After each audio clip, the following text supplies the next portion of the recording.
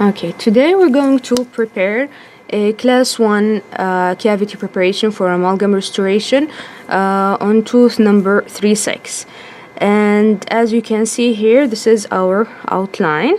It bifurcates a little bit here around the distal cusp, and it's almost like an M shape.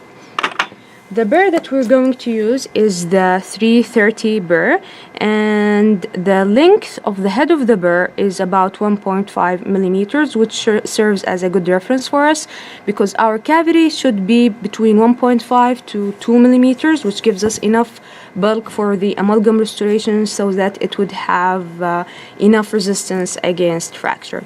So to start off, we're going to prepare 3 depth cuts in the central, distal and mesial pits.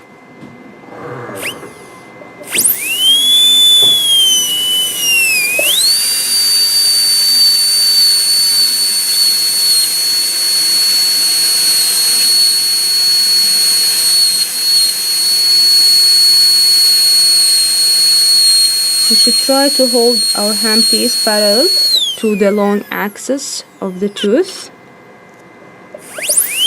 Then we'll connect those pits.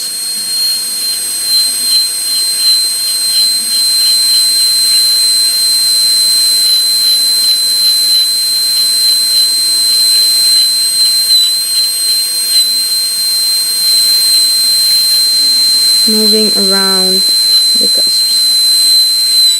And go towards the buccal groove and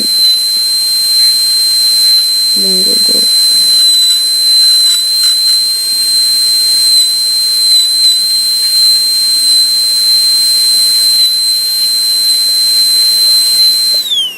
And this is our outline. Let's see what we have here.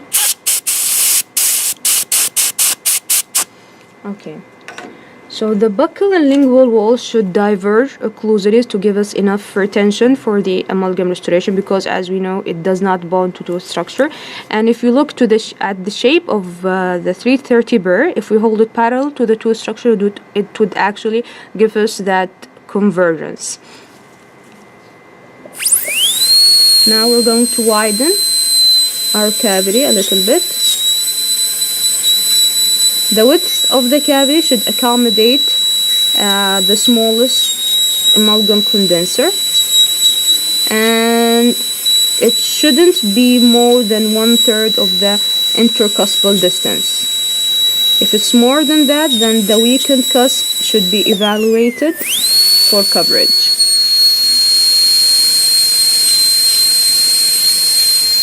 I'm trying to go around the cusps so that I wouldn't undermine them.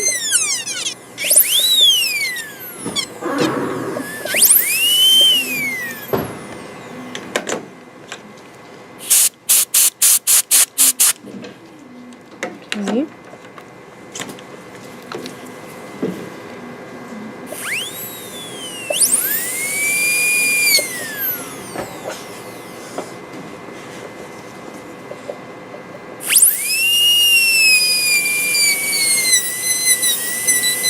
All internal line angles should be rounded so that we don't have areas of stress concentration.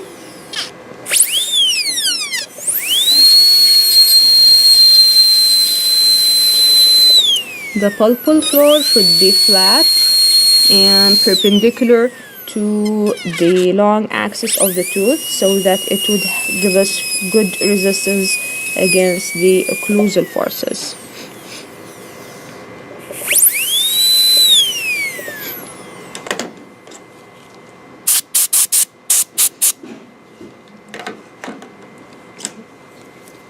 Of course, the mesial and distal walls should diverge just a little bit so that we don't end up undermining the mesial and distal marginal ridges because of the shape of the enamel rods at that area. Okay, I'm just trying to round up some of the sharp areas that I have.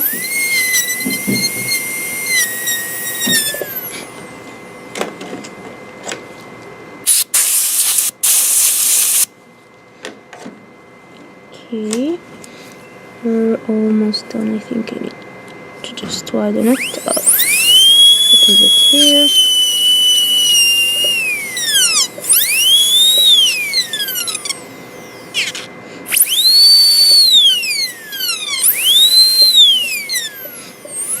Of course, when you're trying to smoothen your walls and for the final just finishing of your cavity, you should use the low speed handpiece, which unfortunately I don't have here.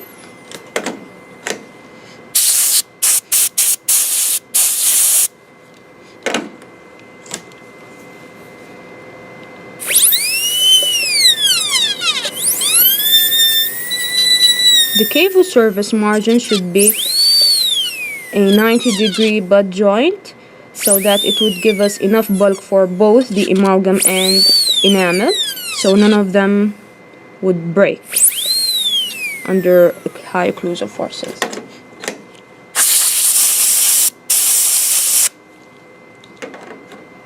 And that's about it. This is our class 1 amalgam cavity preparation.